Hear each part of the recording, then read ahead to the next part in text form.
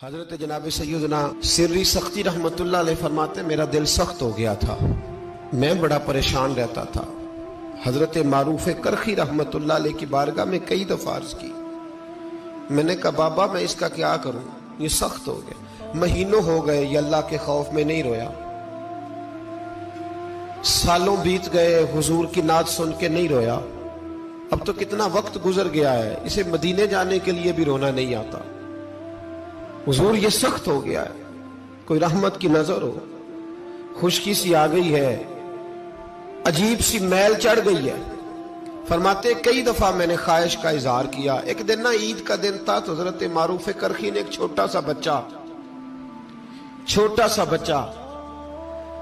انگلی کے ساتھ لگایا ہوا تھا، تو حضرت آ رہے تھے تو میں نے کہا حضور آپ کدھر سے آ رہے ہیں، یہ بچہ کون ہے؟ فرمانے لگے یتیم ہے۔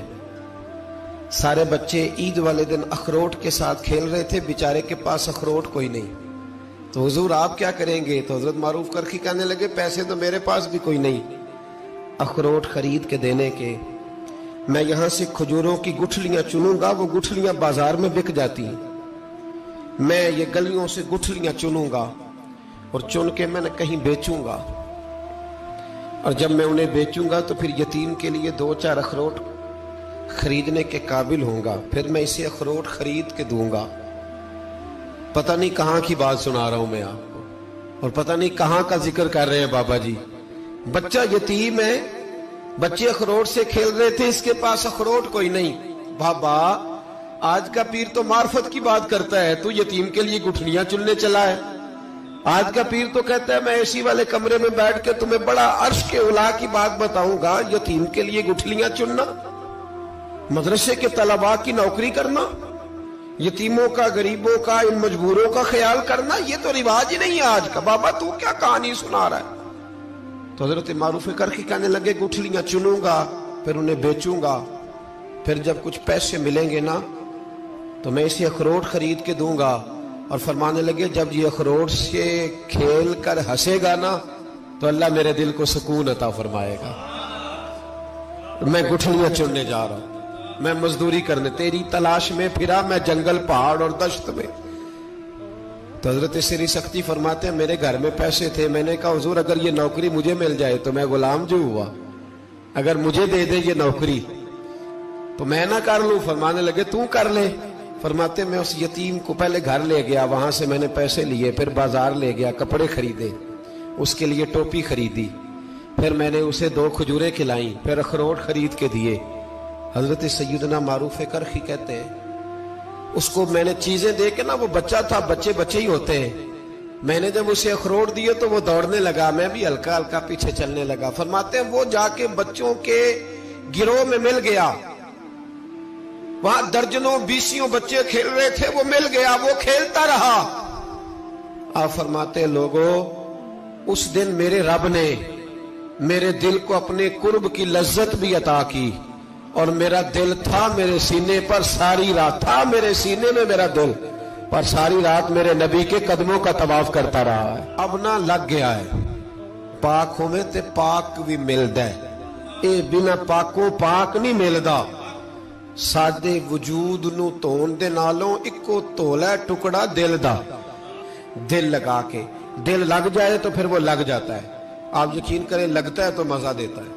اور جب تک لگتا نہیں پھر کوئی بھی کیف سرور حاصل۔ امام زین العابدین رضی اللہ تعالیٰ عنہ مولا علی شیر خدا کے پوتے، امام حسین کے صاحبزادے، سیدہ پاک کی پیاری نسل، امام زین العابدین گھر میں نماز پڑھ رہے تھے، غور کرنا بات پہ، گھر پہ نماز پڑھ رہے تھے، گھر میں آگ لگ گئی۔ جب آگ لگی ہے تو پھر شور بھی ہوتا ہے، کچھ لوگوں نے شور مچایا، آگ آگ آگ، دور دراز سے لوگ دوڑے، آپ کا ایک چھوٹا بچہ بھی پاس سویا ہوا ہے، آگ لگ گئی، شور ہو رہا، دور دراز سے لوگ پانی لے کے دوڑ رہے ہیں، آگ بجھائی جا رہی، امام صاحب نماز پڑھ رہے ہیں۔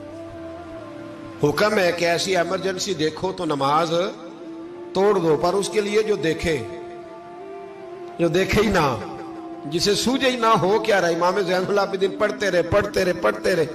نماز مکمل ہوئی تو آپ کی زوجہ کہنے لگی اللہ آپ پہ رحم کرے، گھر میں آگ لگ گئی تھی، سارا محلہ، سارا گاؤں، سارا شہر ٹوٹ پڑا، بچہ سویا ہوا تھا، آپ نے توجہ ہی نہیں کی۔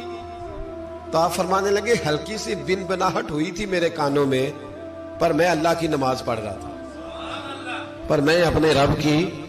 میں اس کی نماز پڑھ رہا تھا، تیرے عشق کی انتہا چاہتا، تیرے عشق کی انتہا چاہتا، تیرے عشق کی انتہا چاہتا، میری سادگی دیکھ کیا چاہتا ہوں، ذرا سا تو دل ہے مگر شوخ اتنا، وہی لن ترانی سنا چاہتا ہوں، مجھے کیا خبر ادھر کیا ہو رہا، ادھر میں تو اس کے ساتھ میرا تعلق تھا، میں تو اللہ کی بارگاہ میں حاضر تھا، مجھے کیا پتا۔ بی بی کہنے لگی آگ لگ گئی تھی، تو فرمانے لگے بھلی مانس چپ کر، تم دنیا کی آگ بجھا رہے تھے، میں جہنم کی آگ بجھا رہا تھا، تم لوگ اپنے شور میں تھے تو میں اپنے ذائقے میں۔ الذین ہم فی صلاتہم خاشعون، فرمایا یہ لوگ اپنی نمازوں میں عاجزی کر دل لگا کے کرتے ہیں جو کرتے ہیں۔ وہ بڑی خوبصورت مثال ہے، حضرت رومی نے لکھی ہے، بڑی مشہور بھی ہے۔ ایک نمازی نماز پڑھ رہا تھا، میری طرح کا نمازی، مجنو اس کے آگے سے گزر گیا، لیلا کے گھر جا رہا، تو نمازی اتحیات پہ تھا، اتنی دیر میں اس نے بھی نماز مکمل کر لی، تو پیچھے سے جا کے مجنو کا گریبان تھاما، کہنے لگا شرم نہیں آتی تجھے، مسئلے کا نہیں پتا، نمازی کے آگے سے نہیں گزرنا چاہیے؟ تو کہنے لگا یار معاف کر دو، مجنو کہنے لگا معاف کر دو، غلطی ہو گئی، حالانکہ شہزادہ تھا، پر معافیاں کیوں مانگ رہا ہے؟ اس لیے کہ کسی سے دل جو لگ گیا ہے، عاجزی آ گئی، ان کے چل یار معاف کر دے، تیری مہربانی، نمازی ناراض نہ ہو جائے، نمازی بڑے ڈاڈے ہوتے ہیں، کئی دفعہ بڑے سخت ہوتے ہیں، نمازی تھا بڑا پکا، تو وہ کہنے لگا نہیں،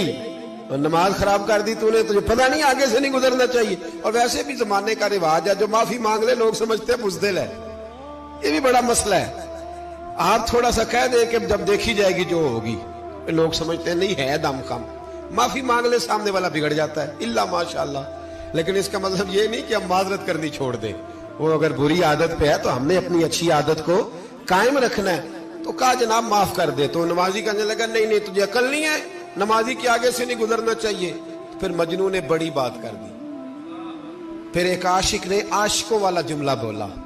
پھر ایک محبت کرنے والے نے بڑی بات کی، کہنے لگا یار نمازی میں تو معافی مانگ رہا ہوں تو نہیں دے رہا، چل ایک سوال کا جواب ہی دے دے کہ میں تو عورت کے عشق میں جا رہا تھا، مجھے تو نظر نہیں آیا کہ تو نماز پڑھ رہا ہے، میں تو بی بی کے عشق میں تھا، مجھے تو نظر نہیں آیا،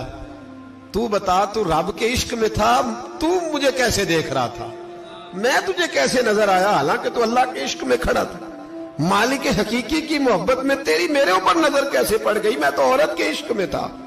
اب نمازی صاحب شرمندہ ہو گئے، مجنو کہنے لگا آج کے بعد جب رب کی بارگاہ میں کھڑے ہونا نا تو والذین آمنوا اشد حبا للہ، پھر نماز کے لیے نہیں، اس کے پیار میں بھی کھڑے ہونا، دل لگا کے